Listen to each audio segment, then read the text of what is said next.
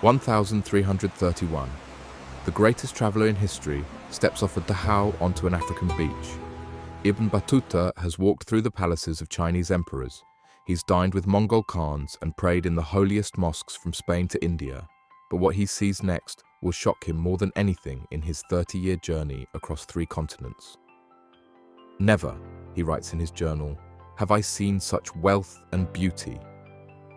He's looking at an African port city that controlled more gold than all of Europe combined. A city so magnificent that when Portuguese sailors first saw it 200 years later, they literally wept. Not from sadness, from shock at wealth beyond European imagination. This is Kilwa, the African city that made Venice look poor. And this is the story of how Europeans destroyed it to hide that wealth from history. By 1500, Kilwa was the richest city south of Cairo. Its sultan lived in a palace with over 100 rooms, private bathrooms, and swimming pools, while European kings were still throwing waste into castle courtyards. But in just 50 years, Portuguese cannons would reduce this golden paradise to tribute-paying ruins. Why?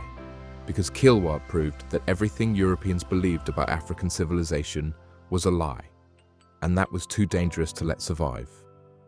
Stick around, because you're about to discover the most incredible African empire that history tried to erase.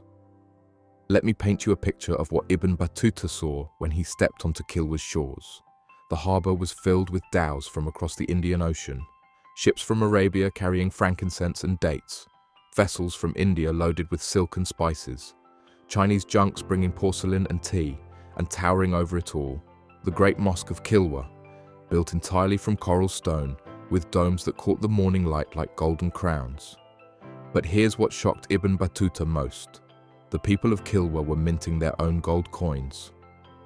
Think about that for a second.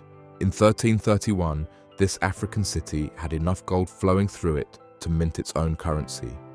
The inscriptions, pure Arabic calligraphy, declaring, "There is no God but Allah."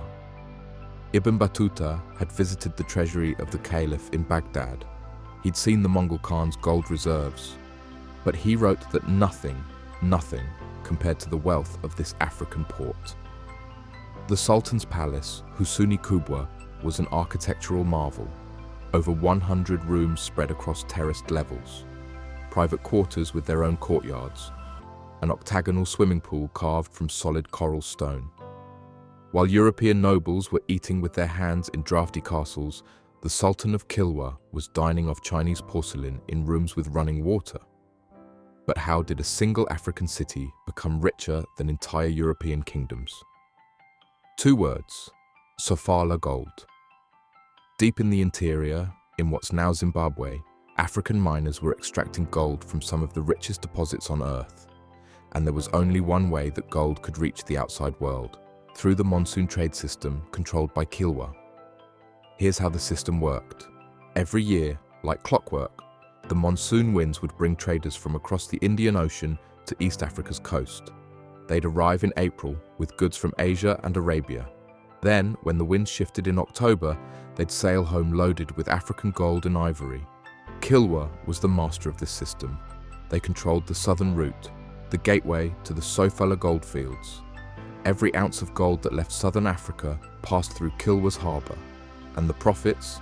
Absolutely staggering. A Chinese admiral writing in the 1400s called Kilwa the most beautiful port in the Western Ocean. Remember, these are the people who built the Forbidden City in Beijing.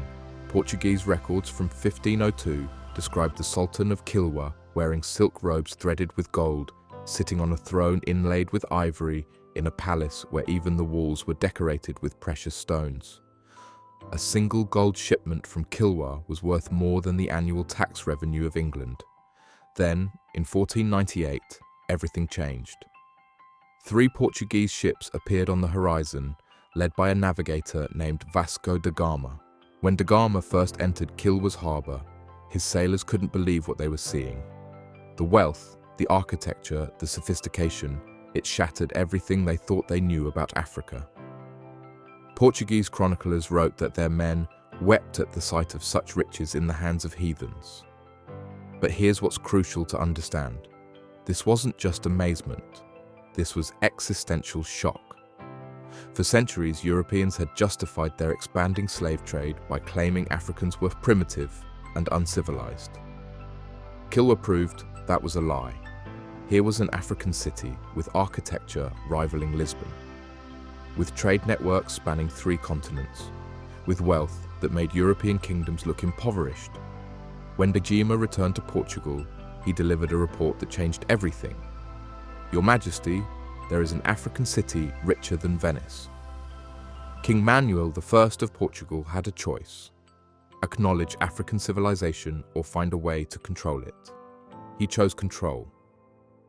1505, Francisco de Almeida's war fleet appears off Kilwa's coast.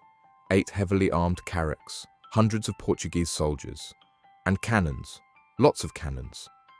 But here's what makes this story even more tragic. The Portuguese weren't just fighting Kilwa's legitimate ruler, they were dealing with a usurper. Sultan al-Fudail ibn Sulaiman had been the rightful ruler of Kilwa, but he was murdered in a coup by Emir Ibrahim, who seized power for himself. In 1502, when Vasco da Gama returned with a heavily armed fleet of 19 ships, he found Ibrahim ruling as a usurper, not the legitimate sultan. Da Gama attacked Kilwa because of its gold trade, seized the palace, and imprisoned Ibrahim, but then released him when he agreed to accept Portuguese overlordship. Ibrahim initially submitted to Portuguese demands and agreed to tribute. The gold trade was disrupted under Portuguese control, but by 1504, even this traitor to his own people refused to pay what Portugal demanded. So, when Almeida arrived in 1505 as Portugal's first viceroy with a large fleet of 20 ships and 1,500 men, he came to enforce the failed treaty with Ibrahim. The attack was swift and devastating. Ibrahim and his supporters fled rather than fight. The Portuguese looted the city and burned its magnificent architecture.